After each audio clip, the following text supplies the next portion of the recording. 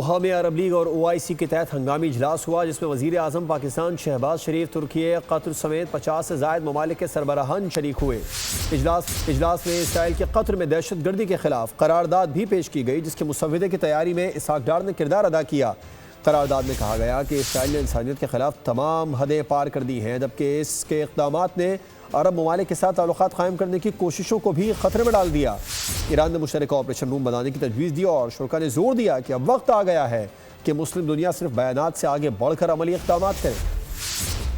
دہشت گرد اسرائیل کو لگام کیسے ڈالی جائے؟ عرب لیگ اور OIC کے تحت دوحہ میں ہنگامی اجلاس میں وزیر اعظم پاکستان شہباز شریف، ترکیہ، قطر سمیت 50 سے زائد ممالک کے سربراہان نے شرکت کی۔ اجلاس میں اسرائیل کی قطر میں دہشت گردی کے خلاف قرارداد پیش کی گئی۔ اسحاق ڈار نے اجلاس سے قبل مسودہ قرارداد کی تیاری میں کردار ادا کیا۔ شرکاء نے کہا اسرائیلی اقدامات نے عرب ممالک کے ساتھ تعلقات قائم کرنے کی کوششوں پر سوالیہ نشان لگا دیا ہے۔ کی جانب سے مشترکہ آپریشن روم بنانے کی تجویز بھی پیش کی گئی تاکہ مسلم ممالک ایک آواز میں رد عمل دے سکے۔ شرکاء نے کہا اب وقت آ گیا ہے کہ ہم صرف بیانات سے آگے بڑھیں اور مشترکہ عملی اقدامات کریں۔ اجلاس میں اتفاق ہوا کہ اسرائیل کے اقدامات خطے کے لیے سنگین خطرہ ہیں۔ قرارداد میں مسلم دنیا کو متحد رہنے اور مشترکہ رد عمل دینے پر بھی زور دیا گیا۔